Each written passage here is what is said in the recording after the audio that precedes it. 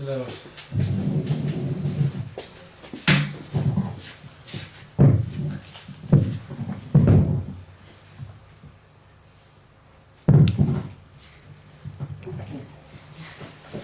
Bismillahirrahmanirrahim. Assalamualaikum warahmatullahi wabarakatuh, and a very good morning to all of the participants. Alhamdulillah Rabbil Alamin, wassalatu wassalamu ala asyrafil anbiya wal mursalin wa ala alihi wa sahbihi ajma'in. Qala rabbi shrah li sadri wa yassir li amri wahlul 'uqdatam min lisani yafqahu qawli.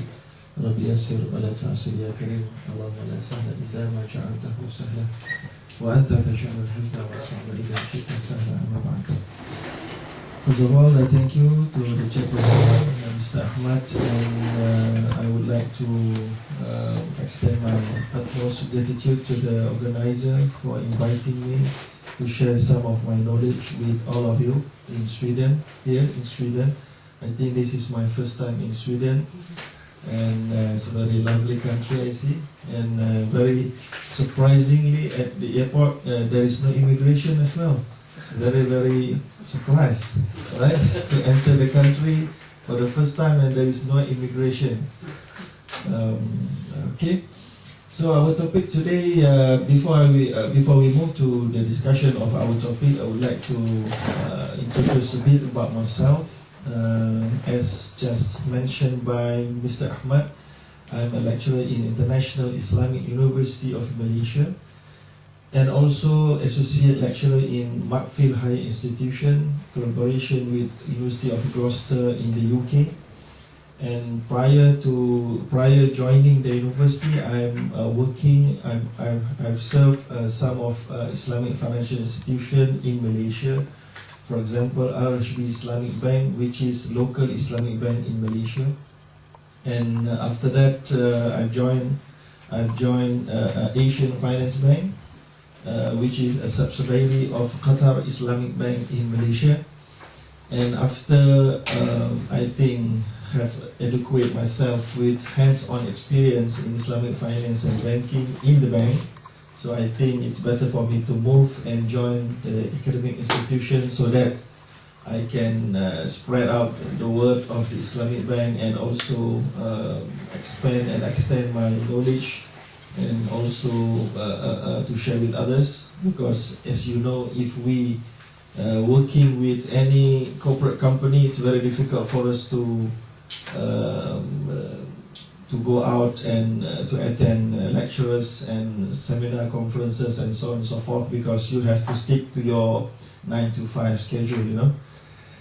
Alright, so that's all, a little bit about myself. And I obtained my degree in Malaysia in Zaharuddin in Sharia, and after that pursue my study in Jordan University in fiqh or Islamic jurisprudence and rules of Islamic jurisprudence, and just completed my PhD in Sharia, or we can call Islamic jurisprudence, specialization in financial transaction. To be more specific, in derivatives. If some of you know about derivatives, so that is my specialization. But it's a little bit hard to discuss it today, because I think every time there are organization and institution ask me to deliver any talks and any lectures in Islamic banking and finance to the public, so I'll be in dilemma, because I wouldn't know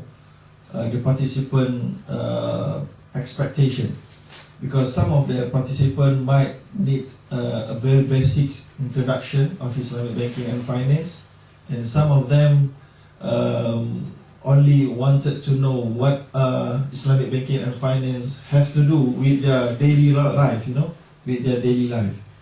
So because of that reason, I think in my presentation here today, inshallah, I will try to mix that up so that everybody can benefit something out of it, inshallah.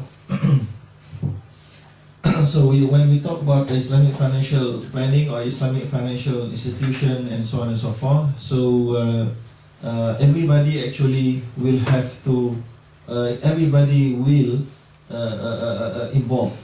Okay, for example, in your income, so you have your monthly fixed income or not, and your side income, So when we talk about Islamic finance, we have to know that our monthly fixed income comes from the right sources of earnings from the Islamic perspective. And also your side income, normally every people they have their side income. Okay, your side income comes from any investment.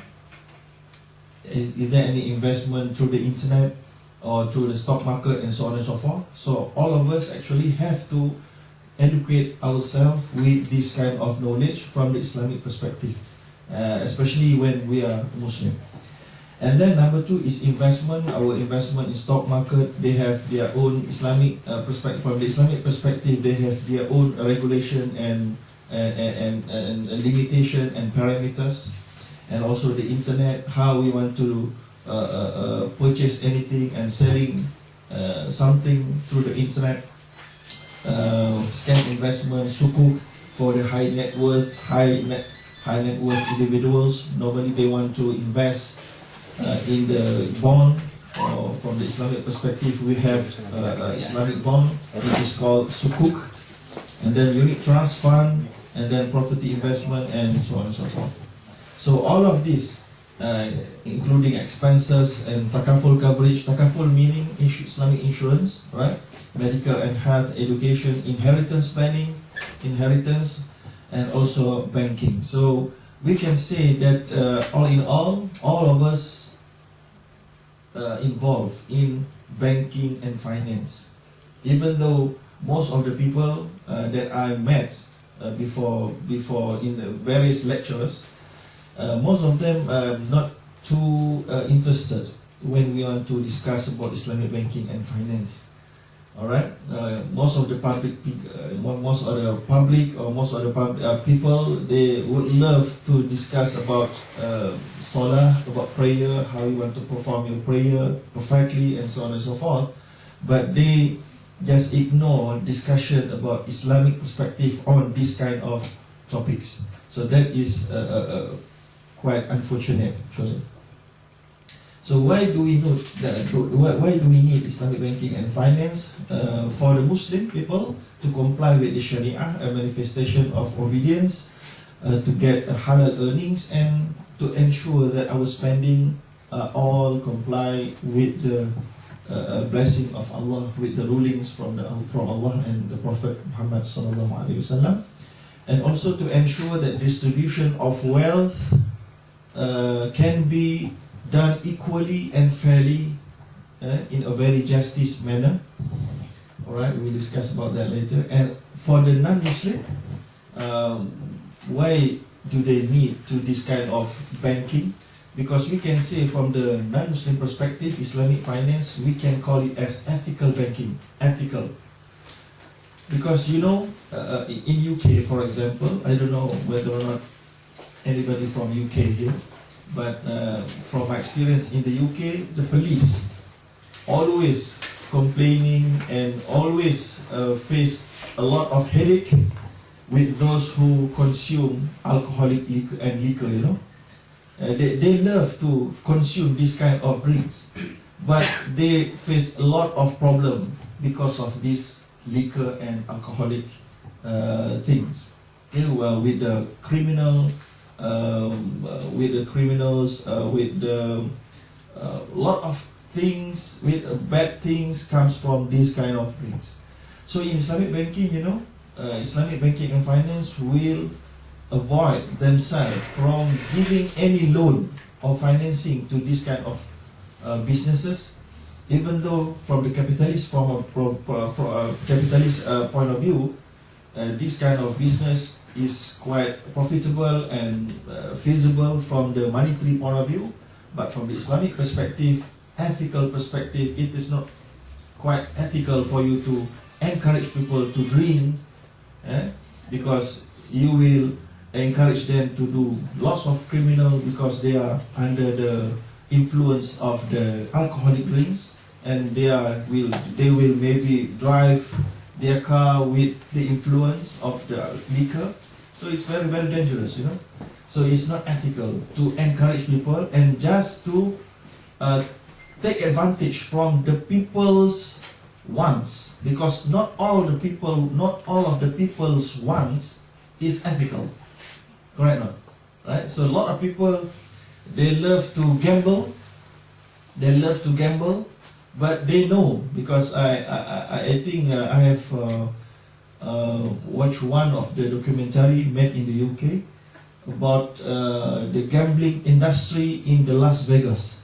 Alright? So from the documentary, they said that your chance to win there is about 1% or less. Okay, 99% of the chance you will lose. But they say how this kind of gambling addiction comes into the picture, and how people, maybe one guy go to the gambling center, try to get money, and then lost money at their first try, and then second try in order to get back their money, and then lost again and again and again and again and again, and then being bankruptcy.